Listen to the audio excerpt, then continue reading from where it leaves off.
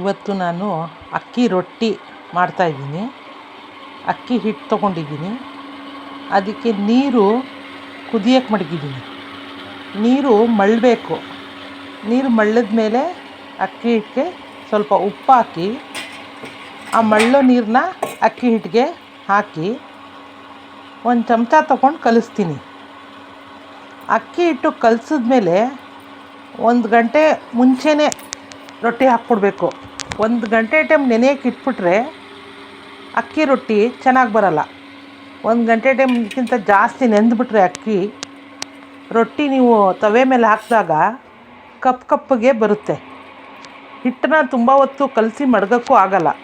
ಅಕ್ಕಿ ಹಿಟ್ಟು ಏನಿದ್ರೂ ಕಲಸಿದ್ದು 1 ಗಂಟೆ ಟೈಮ್ ಮುಂಚೆನೇ 1 ಗಂಟೆ ಒಳಗೇ ರೊಟ್ಟಿ ಹಾಕ್ಕೊಬಿಡ್ಬೇಕು. ಈಗ ಬಿಸಿನೀರು ಹಾಕಿ ಸ್ಪೂನಲ್ಲಿ ಕಲಸಿ ಸ್ವಲ್ಪ ಒಂದು 10 ನಿಮಿಷ ತಣ್ಣಗಾಗಬೇಕಲ್ಲ, ಕೈ ಮುಟ್ಟೋಕ್ಕಾಗಲ್ವಲ್ಲ, ತಟ್ಟೆ ಮುಚ್ಚಿ ಬಿಡ್ತೀನಿ ಒಂದು 10 ನಿಮಿಷ. ಸ್ವಲ್ಪ ಅಕ್ಕಿ ಹಿಟ್ಟು ತಣ್ಣಗಾದ್ಮೇಲೆ ಗಟ್ಟಿಯಾಗಿ ಕಲಿಸ್ಕೊಂಡು ಪೇಪರ್ಗೆ ಎಣ್ಣೆ ಹಚ್ಚಿ ಒಂದು ಸ್ವಲ್ಪ ನಾದ್ಕೋತೀನಿ ರೊಟ್ಟಿನ.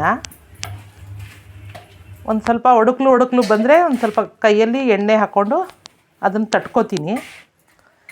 ತಟ್ಕೊಂಡು ರೌಂಡಾಗಿ ಬರೋಂಗೆ ಮೆತ್ತಗೆ ಚಪಾತಿ ನಾದ್ದಂಗೆ ಲಟ್ಟಿಸ್ತೀನಿ. ಲಟ್ಟಿಸಿ ಕೈ ಬೆರಳನ್ನು ಅಗಲ ಮಾಡಿಕೊಂಡು ತವೆ ಮೇಲೆ ಹಾಕ್ತೀನಿ. ಈ ಹಿಟ್ಟನ್ನ 1 ಗಂಟೆ ಟೈಮ್ ಒಳಗಡೆ ಯೂಸ್ ಮಾಡಿಬಿಡ್ಬೇಕು. ಇಲ್ಲದಿದ್ದರೆ ಈ ಕಪ್ಪು ಇನ್ನೂ ಜಾಸ್ತಿ ಕಪ್ಪು ಆಗ್ಬಿಡುತ್ತೆ.